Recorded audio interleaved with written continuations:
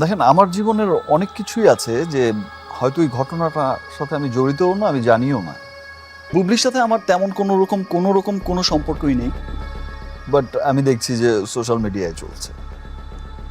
তো এমন অনেক সময় অনেক কিছুই, বড় বড় জিনিস অনেক কিন্তু অনেক সাকিব। অনেক ঘটনাই আছে যেটার সাথে আমি জানিই না। সাকিব বুবলির সম্পর্কের মধ্যে যে ফাটল ধরেছে বিষয়টা বেশ কিছুদিন আগে থেকে কিন্তু উপলব্ধি করা হয়েছিল। আমেরিকা থেকে ফিরে আসার পরে শবনম বুবলি নিজে মিডিয়াকে জানিয়েছিলেন আমেরিকাতে যাওয়ার পরে সাকিবের সাথে নাকি তার কোনো রকম কোনো যোগাযোগই হয়নি। হঠাৎ করে একটা ফেসবুক পোস্টের মাধ্যমে তিনি জানান দিয়েছেন তিনি কন্যা সন্তানের মা হয়েছেন। সেখানে মেনশন দিয়েছেন মেগাস্টার সাকিব খানের নাম। কিন্তু বড় দুর্ভাগ্যের বিষয়, সাকিব খান এখন পর্যন্ত বিষয়টা নিয়ে কোনো কথাই বলেননি। গত 11 মের ঘটনা, প্রায় 2 মাস পার হয়ে গেছে, এখন পর্যন্ত কোনো কথোপকথন এখন পর্যন্ত শোনা যায়নি। হঠাৎ করে বুবলির এমন পোস্টে তোলপাড় হয়ে গেছিল গণমাধ্যম। প্রশ্নের মুখে সাকিব খান যে বাচ্চার বাবা আদৌ সাকিব খান কিনা।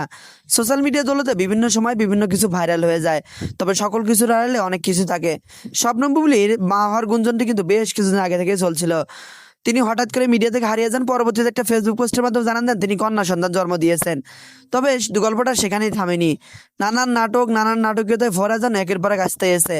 ভিডিওর শুরুতে সাকিব খানের বেশ কিছু কথোপকথন শুনলেন। এই কথোপকথন ইতিমধ্যে সোশ্যাল মিডিয়ায় ঝড় তুলে দিয়েছেন।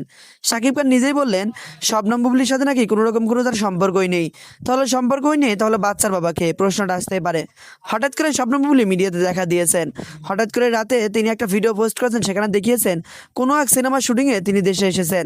তো শবনম বুবলির দ্বিতীয় বাচ্চা নিয়ে আসলে আপনি কি বলতে চান? অবশ্যই কমেন্ট করে জানাতে ভুলবেন না কিন্তু।